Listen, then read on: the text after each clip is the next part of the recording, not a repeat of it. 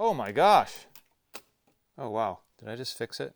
Is your car or truck's factory radio acting up? Are your CDs getting stuck? Well, that's exactly what's been happening to my CD player here in my 2005 Toyota 4Runner. This is a multi-disc changer, and currently it has one stuck in the first position.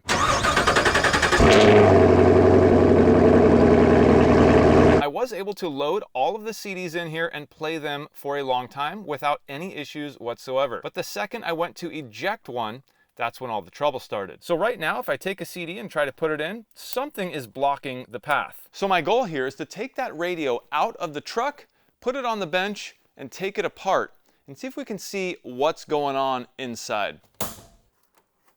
Well, the battery's disconnected, and you can see I have removed every single one of the trim panels, and they're all sitting here on the seat next to me. I've already removed the screws for this radio, and so I can just pull this thing out.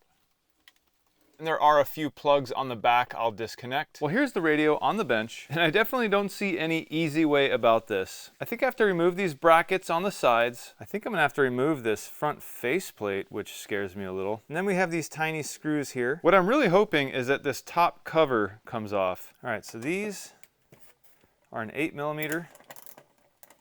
These brackets just fall right off. You can see these little clips here. Oh, that one just snapped. Oh, we're getting somewhere. Okay, something's happening. It's kind of popping free. Okay.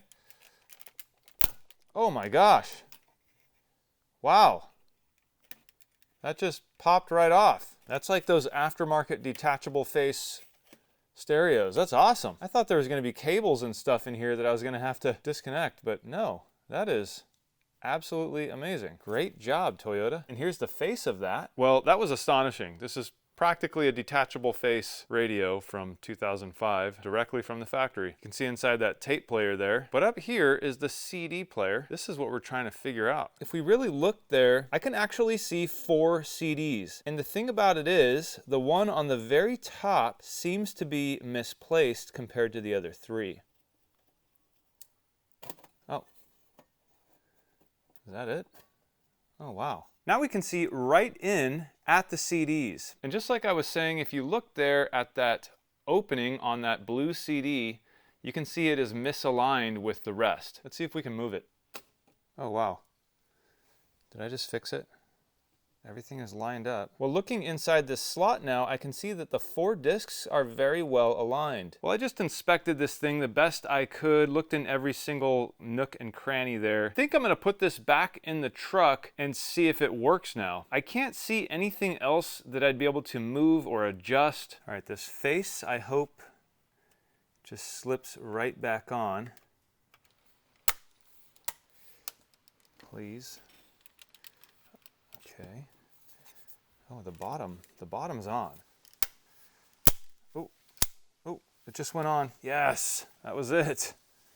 It's on. We're back in the car. I'm just gonna do a temporary plug it in and see what happens type of thing. And because I didn't want to potentially cause some kind of error, I went ahead and put the HVAC controls back in, plugged everything back in. Everything's obviously plugged in for the radio. I even plugged in all these plugs that are on this silver piece. We have the 4-wheel drive, the window, and the hazards. And then the center console piece here, everything is plugged in. And with that, I can now reconnect the battery, and we can listen to see if that CD player makes any noises, and then we can test it out to see if it works. I'm hoping it does, because I don't know what to do if it doesn't. All right, I have my negative cable strapped out of the way just so it doesn't accidentally come back and make contact. Let me put my shim in here.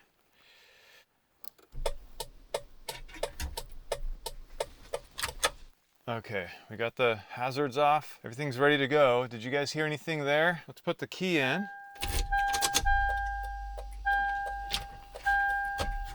Oh.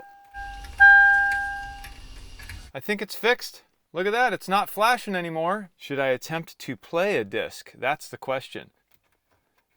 Okay, CD1.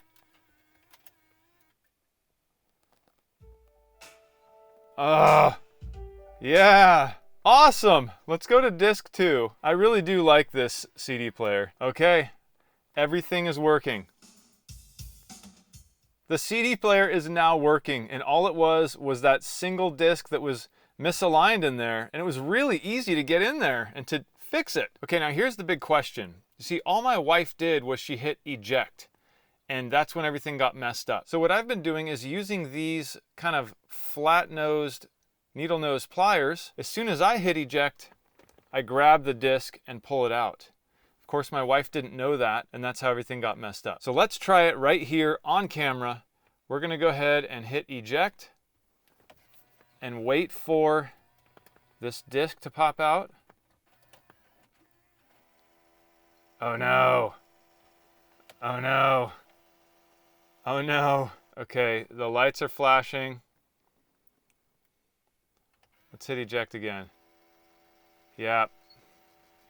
Something, you know what it is? It's the roller. Okay, now it's flashing error 3. It just went through a bunch of commotion, and because I tried to play the disc, and I believe error 3 is because it's disc 3. So let's take this back out and have a look inside. There might be a roller in there that is not rolling correctly that I can possibly try to fix. I don't know. Let's have another look.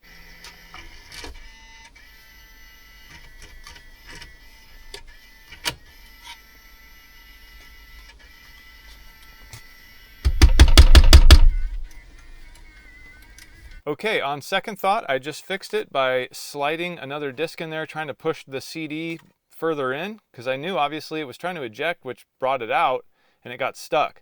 So I stuck another CD in there, tried to push it further in, and then I went ahead and started tapping the thing, and it sucked it back in, and it's playing it now. Okay, so if I go back to like disc 1, let's see if I hit up. There we go, back to disc 1. All right. Perfect.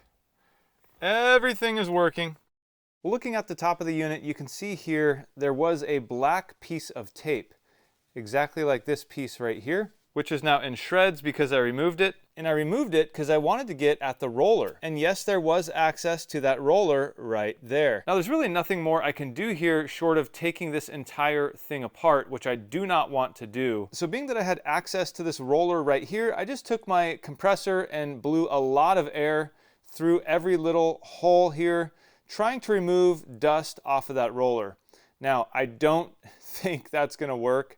Maybe it will, but I really don't have high hopes that that's going to all of a sudden make this roller work. But the fact is, I did fix the error that this was having, and now it plays all the CDs again. Now the question is, how am I going to be able to get these out and get, you know, potentially different CDs in there? But at least we have seen inside this JBL head unit, which happened to be a detachable face. That was really interesting. And it was relatively easy to remove, as well as this top just came off with 2 screws. Very simple stuff here to get at the discs that were the problem. Now, interestingly, you can see this disc is in a different position than it was when I first opened this, and that's because it is actually engaged on the spinning mechanism there. But at least now I have a working CD player. It's got 4 different discs in there. You know, it's gonna get old pretty quick. Hey, it works. All right, the ultimate test. We know that I fixed the malfunction. The CDs are all aligned, they're playing. But will it eject?